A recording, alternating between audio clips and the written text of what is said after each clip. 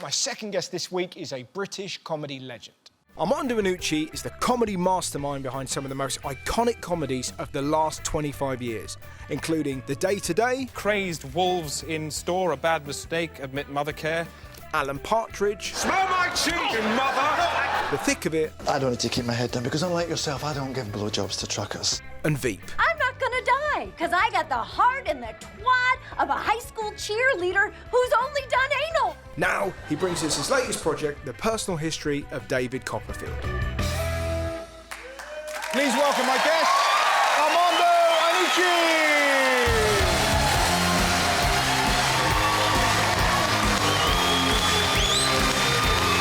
Hello, sir.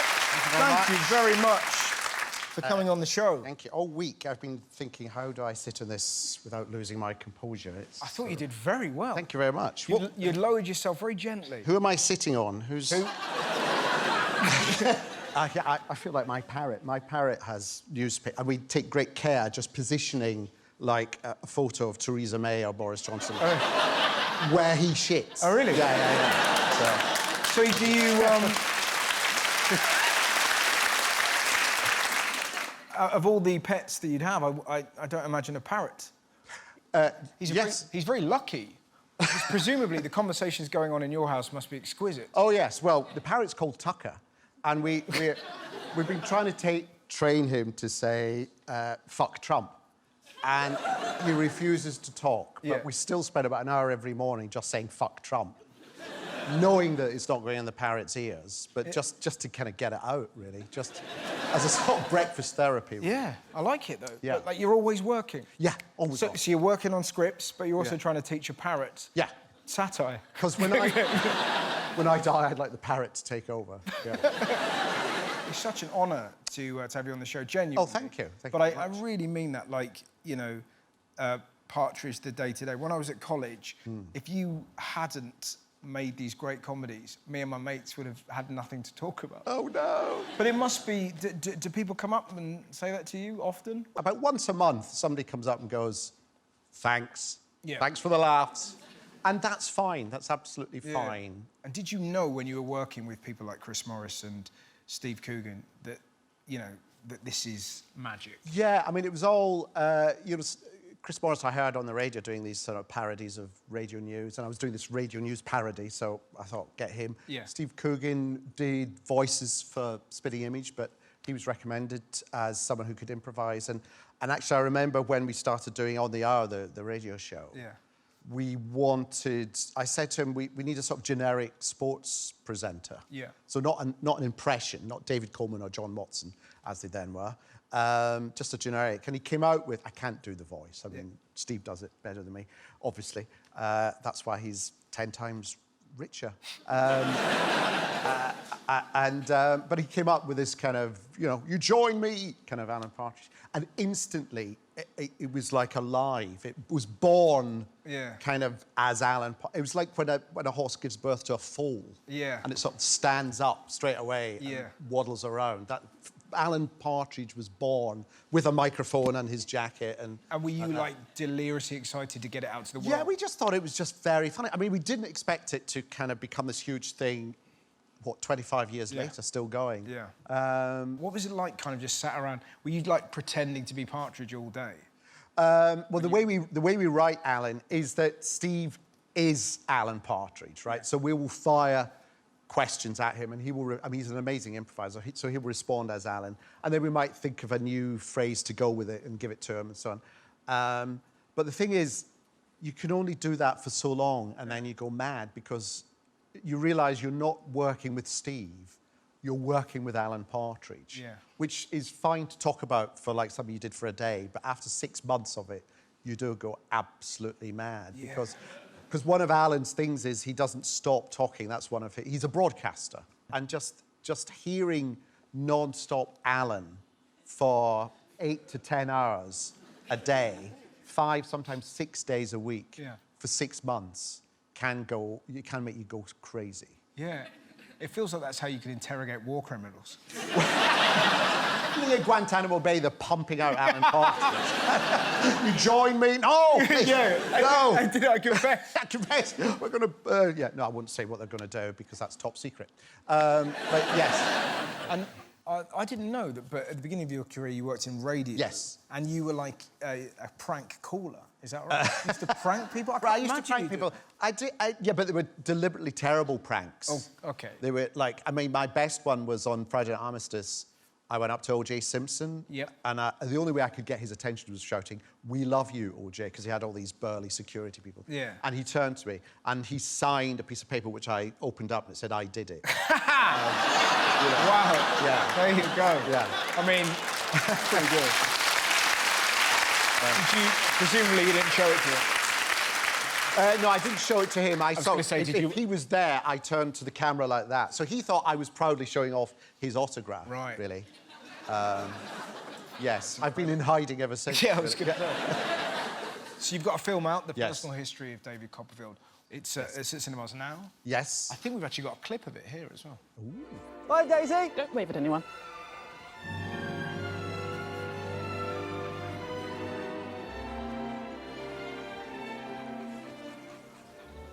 You were staring slightly. Is there something wrong with me? No, goodness me, no. I apologise for my rudeness. Oh. He's apologizing, Jip. Shall we forgive him? He says we shall. Thank you, Chip. Think nothing of it, sir. Speaks very well. It was actually me. I like to pretend he speaks. Some people think it idiotic. Oh, no, I do it myself all the time. Don't I, Mr. Apple Tree? Yes. Yes. I'm David Copperfield. Are you still being the tree? No. So what... Because when I think of you first and foremost as a kind of a satirist. Right. Deeply kind of political and funny. So what drew you to Dickens? Well, Dickens is very funny. We think of Dickens as being very kind of, you know, this old-fashioned, long-winded novelist from the Victorian era who wrote about grime and mud and all that. Yes, and he did. But actually, his books are really, really funny and very, very modern. There's a line in David Copperfield where David talks about Uriah Heep, played by Ben Whishaw in the film, he always invades your personal space and gets right up close to you. And David says, he's so close to you, he's nearer than your own shirt. And that's a gag. That's a one-liner, really. And Dickens sort of really popularised this, and he wrote these novels in monthly and weekly editions, and they became these enormous bestsellers. So he was like, by the time he was 24, 25, he was the most famous writer in the world, and he was celebrated all around the world. But he liked having a big mass audience, because it then meant he could talk about issues like, you know, poverty or homelessness, which you get in David Copperfield, debt, or child labour, which of course you get in Oliver Twist. So he was really someone who used the platform that he had to then talk about the issues of the day. So it's not that much different from now. Yeah. And I just thought, I mean, I've always grown up, like you said, that you were inspired by, you know, watching comedy. So I was inspired by reading Charles Dickens, you know, and he's such a funny writer that I just wanted to make this film. So and did you feel like a pressure to kind of to get that to the film, or did it feel kind of easy that you go? Well, I felt that the thing I didn't want to do was, like, I said to the cast and the crew, when we make this, let's pretend no one's ever made a costume drama before, and therefore there are no rules. Yeah. Let's just make it the way we want. I want no cobbles and no dames. I just want to do it our way. Yeah. And I asked the actors, you know, the moment somebody puts on a top hat and a coat, they start talking like this, sir. Yeah. As if... No, I said, don't do that. Just talk like this. Just be yourself. Because even though it's set in 1840, for them, for those characters there, that's their present day. They're in the present. You know, when they pick up a book, it's not covered in cobwebs. Yeah. Because it's not 150 years old. They bought it last week. So it's all about that. And then we try... And then that scene you saw there, we just, like, played about in rehearsals. But that feels like that could have been on Love Island. Well, You know, but like, as Yes. in, like, that timeless awkwardness between kind of... yeah, absolutely. I haven't watched Love Island, though. You've never Tell watched- me about... What is this Love Island? Well, I've only seen it from the kitchen. So Okay. my wife is Yeah. a doctor, and Yes. the way that she relaxes is to watch absolute trash. And from what I can see, is Ken dolls with genitals. Yes. And ladies... As they should be. Absolutely, yeah, exactly. And ladies with all sorts... No, we're out. Now we've got Brexit. Yeah. Ken dolls will have genitals. Exactly, yeah. None of this European... Yeah, exactly, mate. Just smooth the edges. Yeah, exactly. I mean, they'll have pubes everywhere. Oh, but yeah. But there'll be British pubes. They will. There'll be Union Jack pubes. Basically, pretty people Yeah. are on an island and they talk to each other. Yes. And they try and couple up. Yes. And then people watching don't like it when some people get together, and then others, they like it when they do get together. Right. So it's like a sort of peace process, kind of. Yes, UN. it's like the UN. Yeah. And the Trump kind of Israeli plan that's come out this week, that was done on Love Island. Sort of version of that. Yeah. Because they had to do Jaeger bombs. Okay. And Yeah. that's kind of the vibe. But it's like if you desperately want your brain to switch off, that's an excellent way. Now, there was a great story the other day that you tweeted about Trump. That's yes. just beautiful. This.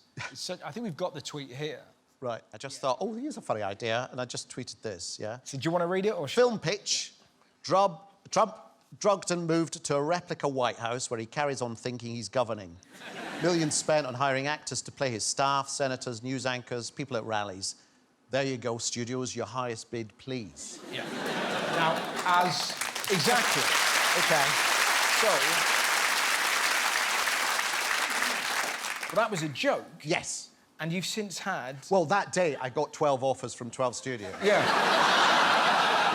Which is kind of incredible, isn't it? I know. And part of me was kind of excited, and part of me was really disgusted that, you know, it was that easy, you know, that they were kind of leaping on it. Yeah, but it's because it's so simple. Yeah. And yet...